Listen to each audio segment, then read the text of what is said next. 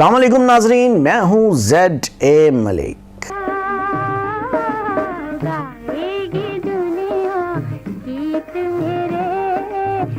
नाजरीन, नूर जहां एक ऐसा एहसास जो जहां के लिए राहत का पैगाम, खुशखबरी, खुशहाली और नेक नामी। नूर जहां अपने वापस्तगान के लिए हज़ारों खुशबख्तियों का बाइस बनी तो दुनिया में अनगिनत सुनने वालों की समातों में शहद घोलने की नेकियां बरसों से अपने नाम कर रही हैं।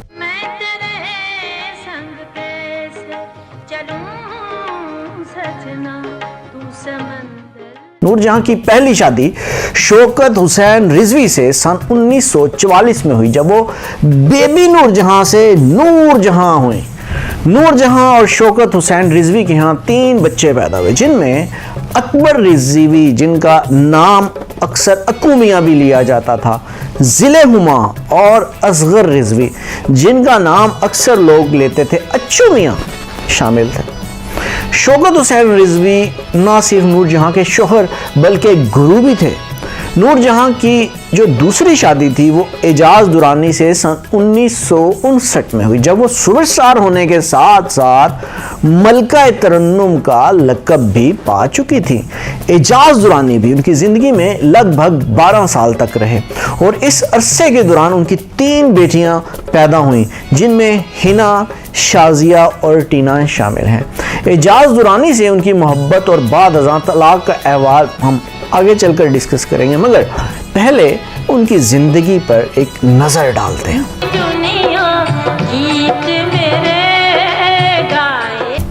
तो नाजरीन, नूर जहां ने गाना उस वक्त शुरू किया जब वो मुंह से तोतले अल्फाज में मतलब बोलती थी, बिल्कुल तोतला तोतला करके, ठीक है।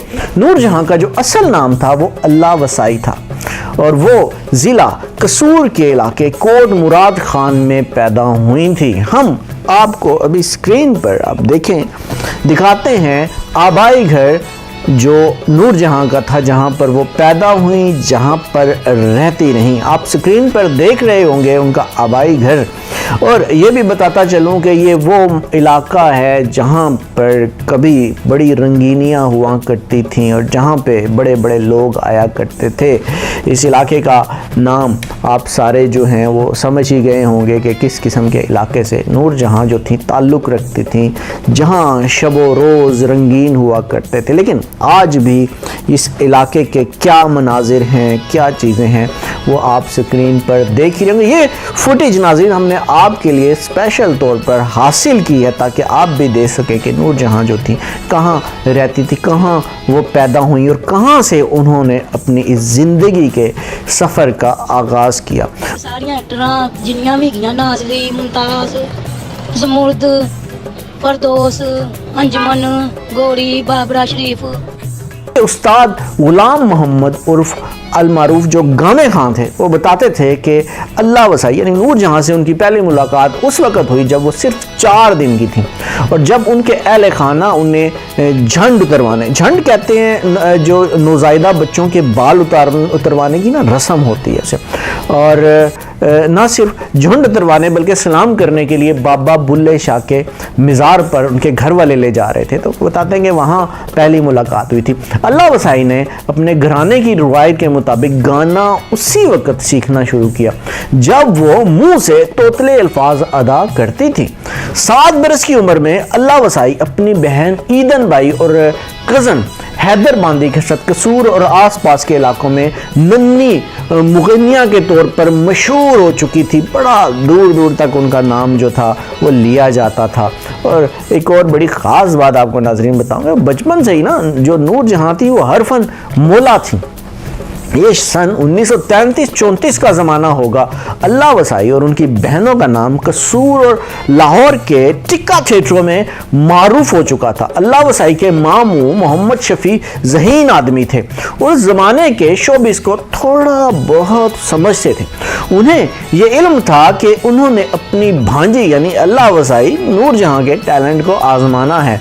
उन्हें कलकत्ता जाकर किस्मत आजमाई करना होगी। इससे कबल अल्लाह वसाई कसूर और लाहौर तक अपने कैरियर की ज़बरदस्त इनिंग्स खेल रही थीं। अल्लाह वसाई जिस तकरीब में जाती उन्हें मुख्तार बेगम का गाना था वो था बोलो तारा रारा, उसकी फरमाइश की जाती थी। वो नातिया कलाम और लोक गीतों के साथ उस वक़्त की मशहूर गायिका अख्तरी बाई फैज़ाबादी की गज़ल जो थी दीवाना बनाना है तो दीवाना बना दे ऐसे पेश करती थी जैसे वो खुद अख्तरी बाई हों। इसके अलावा एहसान दानिश की लिखी हुई नात थी एक, मेरे मौला बुला लो मदीने मुझे, पेश करके समा तारी कर देती थी। सन 1942 में लाहौर के फिल्मी इदारे के सरबराह सेठ दिलसिख एम पंचोली ने नूर जहां को बतौर हीरोइन कास्ट किया और उस वक्त के पढ़े लिखे हिदायतकार थे शौकत हुसैन रिजवी। तो शौकत हुसैन रिजवी से उन्होंने फिल्म बनवाई खानदान। मज़कूरा फिल्म की कामयाबी ने जहां नूर जहां को पूरे भारत की स्टार कंफर्म किया, वहां फिल्म मेकिंग में भी लाहौर, कलकत्ता और मुंबई के मुकाबले में सामने आन खड़ा हुआ। सितंबर 1947 में नूर जहां अपने शौहर शौकत हुसैन रिजवी और 2 साला बेटे अकबर रिजवी के हमरा पाकिस्तान आई और यहाँ नौज़ायदा फिल्म ट्रेड की बुनियाद रखने में मसरूफ़ संज और हाजिर जवाब थी। वो किसी दूसरे शख्स के मुंह से बरमौका और बरमहल अच्छी बात सुनती तो उसे दाद भी देती थी। एक मरतबा नूर जहां दोस्तों की महफिल में अपने गीतों की गैर मामूली कामयाबी को अपनी बच्चों की पैदाइश से जोड़ रही थी। किस्सा सुनाते हैं कि मादाम ने तफाखराना अंदाज में कहा कि जब मेरा गीत आवाज़ दे कहाँ है दुनिया मेरी जवां है हिट हुआ तो मेरा बेटा अकबर पैदा होने वाला था। इसी तरह मेरा गीत चंदिया टोटिया सुपर हिट हुआ तो जिले हुमा पैदा होने वाली थी। इसी तरह जब मेरा गीत आजा मेरी बर्बाद मोहब्बत के सहारे हिट हुआ तो अच्छू मियाँ यानी असगर रिजवी मेरे पेट में थे। इस पर पास बैठे साजिंदे ने नूर जहां से कहा कि मैडम क्या आपने कभी कोई गीत खाली पेट भी गाया? इस पर महफिल में कह कहे गूंज उठे और नूर जहां भी खिलखिलाकर कह कहे लगाने लगी। मुझसे पहली सी मोहब्बत मेरे महबूब नामा। नूर जहां के नज़दीक एजाज की हैसियत शोहर से ज़्यादा अनोखे लाडले की थी। नूर जहां और एजाज दुरानी की शादी के वक़्त दोनों की उम्रें बिल तरतीब 33 और 24 बरस थी, यानी एजाज नूर जहां से 9 साल छोटे थे। जब ये शादी हुई तो उस वक़्त एजाज गैर शादीशुदा थे। नूर जहां और एजाज की शादी दोनों के रिश्ते के बारे में निगार खानों में मशहूर था कि नूर जहां ने एजाज को यूं हथेली पर रखा हुआ है जैसे हथेली का फफोला होता है।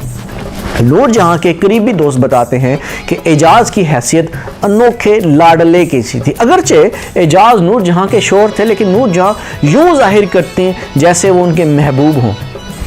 उनकी बेटी हिना बताती हैं कि मैंने अपनी माँ को अपने बाप की आशिक के तौर पर देखा। हमने देखा है कि माँ अब्बा के लिए कपड़े खुद इस्त्री कर रही, पैंट कोट के साथ मैचिंग जुराबें खुद पहना रही, अब्बा के नहाने का पानी गर्म हो रहा, अम्मा अब्बा के नाज उठा रही। हम बहनों ने देखा कि मेरी माँ जब भी अब्बा के सामने आई 16 साल लड़की बन गई।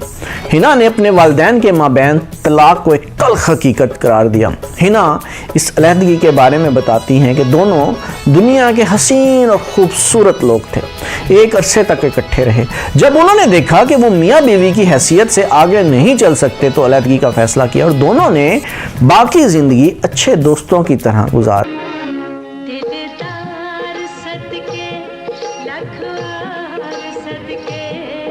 नूर जहां से शादी के बाद एजाज और संजीदा और मैच्योर हो गए थे। वैसे भी वो धीमे मिजाज के इंसान थे। नूर जहां के साथ रिश्ता इज़्वाज में रहते हुए जहां एजाज एक तरफ एक कामयाब प्रोडक्शन हाउस उन्होंने कायम किया जिसमें अपने वक्त के नामवर पेशावरों को बाहम इकट्ठा कर लिया। उनके इदारे से दोस्ती, मौला बख्श और शोले जैसी कामयाब फिल्में प्रोड्यूस हुई, जबकि सबसे कामयाब फिल्म हीर रांझा रही जिसमें बजाते खुद उन्होंने रांझा का किरदार ने बॉक्स ऑफिस पर बिजनेस के रिकॉर्ड कायम किए। लेकिन नूर जहां और एजाज को एक दूसरे से दूर कर दिया। अदाकारा फिरदौस बेगम मरहूम अदाकार अकमल की बीवी थी और अकमल की वफ़ात के बाद फिरदौस की शादी फिल्मसाज शेख नज़ीर के साथ हुई थी। नूर जहां निगार खानों के माहौल से अच्छी तरह वाकिफ़ थीं, लेकिन सब एहतियातें धरी की धरी रह गईं और फिरदौस नूर जहां और एजाज़ के दरमियान आ खड़ी हुई। एजाज और फिरदौस की जोड़ी सुपर हिट हो गई और फिल्मसाज उन्हें इकट्ठा साइन करने लगे। दोनों निगार खानों के साथ साथ आउटडोर शूटिंग्स में बहुत सारा वक्त इकट्ठे गुजारते हुए एक दूसरे के करीब आ चुके। नूर जहां को भी हो चुका था। नूर जहां सख्त अल्फाज में एजाज से गिला करती कि तीनों लंबों से दूर हो जा। नाजरीन, ये मैं आपको यहाँ बताता चलूँ कि फिरदौस बेगम का असल जो नाम था वो परवीन था और लंबे कद की वजह से निगार खानों में उन्हें पीनो लंबो भी कहा जाता था। एजाज अपने तबीयत के धीमेपन और मामला फैमिली से टाल मटोल करते रहे, लेकिन नूर जहां ने ऐलान कर दिया कि वो आइंदा फिरदौस के लिए किसी भी फिल्म के लिए प्लेबैक नहीं गाएंगे। उस वक्त कोई भी फिल्मसाज ये तस्वुर नहीं कर सकता था कि उसकी फिल्म में नूर जहां की गीत जो हैं वो शामिल किए बगैर मतलूबा नताइज हासिल किए जा सकते हैं। नूर जहां के इस फैसले की जद में एजाज दुरानी की ज़ाती फिल्म हीर रांझा भी आ गई, जिसके म्यूज़िक डायरेक्टर ख्वाजा खुर्शीद अनवर थे। हीर रांझा के गीत अहमद राय ने लिखे थे, जो नूर जहां के मंजूर नज़र शायर थे। फिल्म के हिदायतकार मसूद परवेज़ थे और नूर जहां भी उनकी बहुत इज्जत करती थी, लेकिन करीबी दोस्तों का कहना है कि इस मामले में नूर जहां ने आखिरी बात एजाज की ही मानी थी। नूर जहां ने हीर रांझा के लिए जो गीत गाए वो फिरदौस पर फिल्म बंद हुए और सेलुलाइट पर उससे हमेशा के लिए हीर के किरदार में एजाज के साथ हर तरह से निभाना चाहा, लेकिन हालात दोनों के एक दूसरे से दूर ले गए। नूर जहां के बारे में मशहूर था कि जब उन्हें गुस्सा आता था तो वो किसी को खातिर में नहीं लाती थी, लेकिन एजाज का उन्होंने हमेशा लिहाज किया। 80 की दिहाई में एजाज मुबैना तौर पर फिल्मों के डब्बों में मनशियात भरकर लंदन ले जाते हुए हेथरो एयरपोर्ट पर गिरफ्तार हुए। इस मुकदमे में उन्हें कई साल की सजा हुई। नूर जहां ने एजाज से जेल में मुलाकात की और बरतानवी अदालती कवानीन के मुताबिक उनकी रिहाई में मदद भी की। इस बात से कता नज़र के इन दोनों की उस वक्त तक तलाक हो चुकी थी। नूर जहां को पूरी ज़िंदगी एजाज से मोहब्बत और उनसियत रही। उनकी बेटी मीना बताती हैं कि माँ आखिरी दिनों में मेरे और हिना के पास कराची रह रही थी और जहां हमारे वालिद एजाज दुरानी भी आ जाते थे। हमने देखा माँ जब तक अपने हाथों से काम कर सकती थी वो मेरे अब्बा के लिए नाश्ता खुद तैयार करती। हालांकि उनकी तलाक हुए एक अरसा हो चुका था। जो न मिल सके वही बेवफा, ये बड़ी अजीब सी बात है। जो चला गया मुझे छोड़कर वही आज तक मेरे साथ है। नूर जहां ने जिंदगी में 2 काम किए, गाना गाया और बच्चों से प्यार किया। हिना ने अपनी वालदा नूर जहां को याद करते हुए कहा कि माँ को दुनिया से गए 21 बरस हो गए।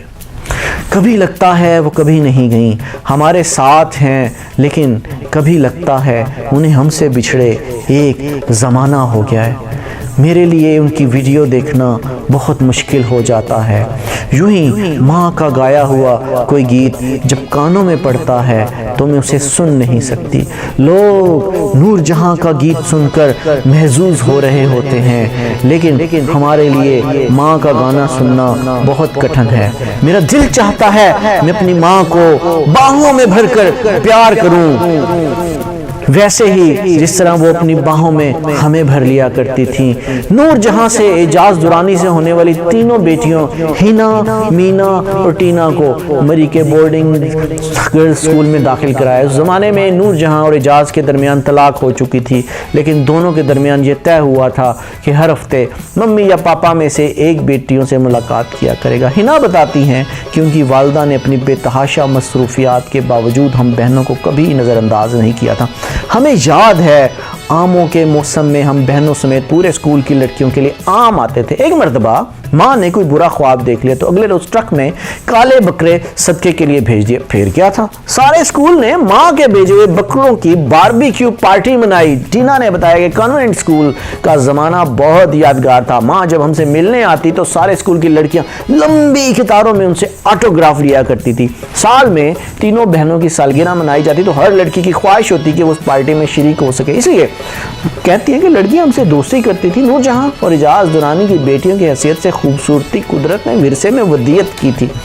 सन 1980 की दिहाई में जब मलका तरन्नुम नूरजहां इंडिया के दौरे पर गई तो उनकी बेटी हिना उनके हमरा थी। एक तरफ तो पूरे बॉलीवुड की आंखें हिना की खूबसूरती को देखकर खीरा कौन थी और दूसरी तरफ इंडियन फिल्म इंडस्ट्री के दो मारूफ प्रोडक्शन हाउसेज जिनमें यश चोपड़ा और शर्मन राज कपूर शामिल थे, दोनों हिना को अपनी फिल्मों का किरदार बनाकर उसकी खूबसूरती को सेटेलाइट पर महफूज करने के लिए शदीद ख्वाहिशमंद थे। लेकिन नूरजहां और हिना दोनों ने यह कहकर इनकार कर दिया कि उस पर पहला हक पाकिस्तान का है। टीना ने बताया कि माँ अपने बच्चों की आशिक थी, मेरे लिए कहा करती थी कि मैं उन्हें दुनिया की हर शय से ज़्यादा अजीज़ हूँ। इसी तरह माँ मेरी बहन हिना की आंखों की आशिक थी और कहा करती थी कि रब ने हिना की आंखें अपने हाथों से बनाई हैं। अपने इंडिया के दौरे पर मेरी वालदा नूरजहां ने धर्मिंदर से कहा कि मैं आपकी बीवी से मिलना चाहती हूँ, तो अपनी बीवी पहली बीवी को उनसे मिलवाने ले आए। मेरी वालदा ने कहा, धर्म जी आपकी पहली बीवी बड़ी हसीन है, लेकिन मैं तो हेमा मालिनी की परस्तार हूँ।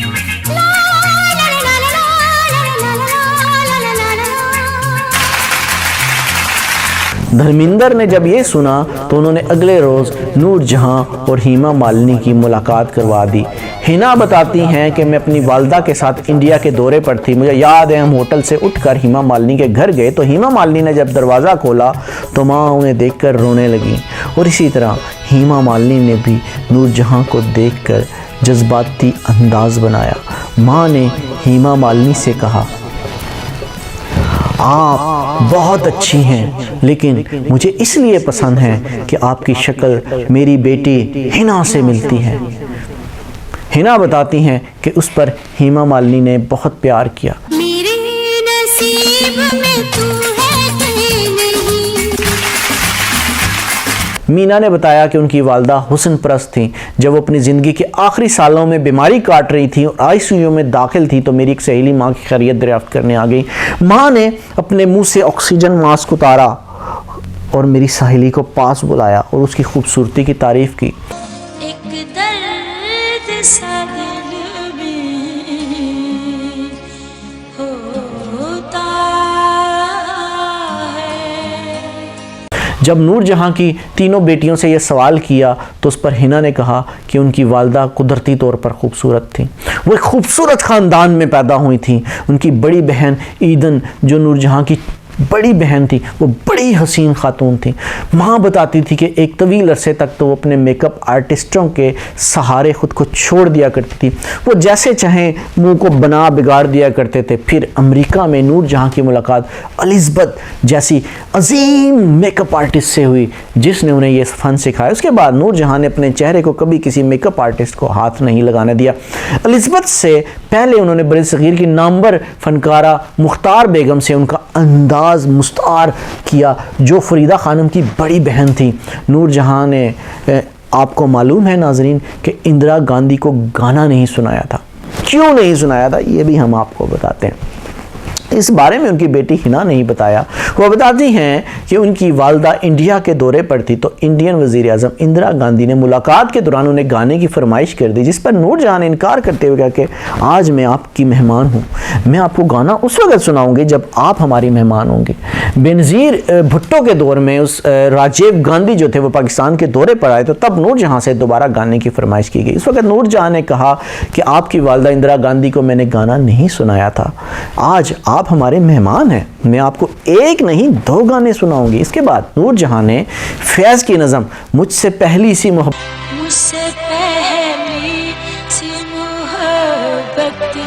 मेरे महबूब नामा मोहब्बत और एक गीत आवाज़ दे कहाँ है सुनाया। मीना ने बताया कि जनरल ज़ियाउल हक जब मुल्क के सदर थे तो उनकी बीवी शफीका ज़िया जो थी वो नूर जहाँ की बड़ी मद्दाह थी।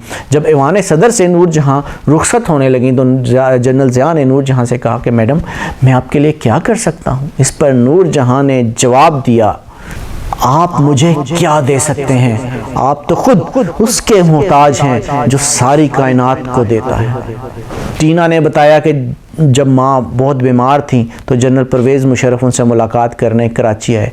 जनरल मुशर्रफ ने बताया कि जिन जंगों के दौरान आप मुल्क के सिपाहियों के लिए मिली तराने गाती रहीं वो तराने सुनकर हमने जंगें लड़ी हैं। ये सुनते हुए नूर जहाँ ने जनरल मुशर्रफ से कहा कि खुदा ना करे फिर कभी जंग हो, लेकिन अगर ऐसा हुआ तो आप मुझे दोबारा मेरे ढोल सिपाहिया तेनू रब दियां राखां गाते सुनेंगे। मेरे ढोल सिपाहिया, मेरे ढोल सिपाहिया, मेरे ढोल सिपाहिया, मेरे ढोल सिपाहिया।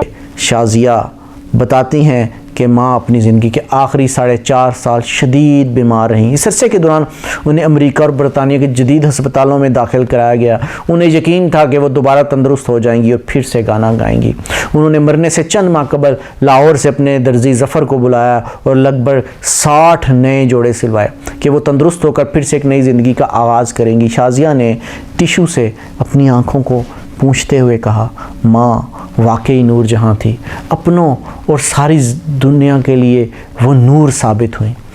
मलका तरन्नुम नूर जहाँ की फ़िल्मी दुनिया में हैसियत VVIP की से रही। उनके ड्राइवर से लेकर बावर्ची तक, उनके उस्ताद से लेकर ढोलक नवाज तक सभी निगार खानों में VVIP समझे जाते और सबको प्रोटोकॉल दिया जाता था। हम रातों को उठकर रोते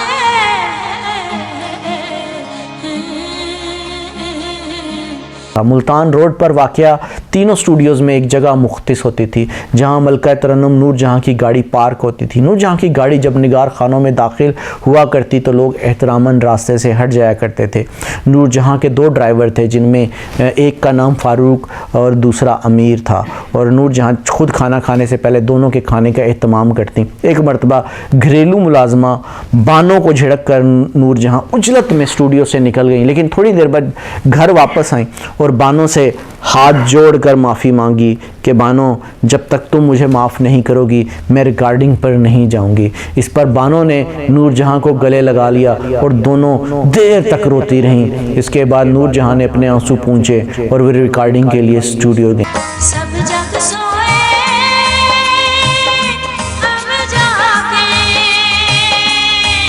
तारों से करें बातें, हो चांदनी रातें, हो चांदनी रातें। शाजिया बताती हैं कि जब माँ तवातर से बीमार रहने लगीं और लोगों को उनकी पेचीदा बीमारी से मुतल्लिक इल्म हो गया तो एक दिन ऐसा हुआ कि एक शख्स उन्हें हस्पताल की लॉबी में मिला जिसमें उसने बड़ी आजिज़ी के साथ अपना तारुफ कराया कि वो एक फ़ौजी है और नवाब शाह से आया है।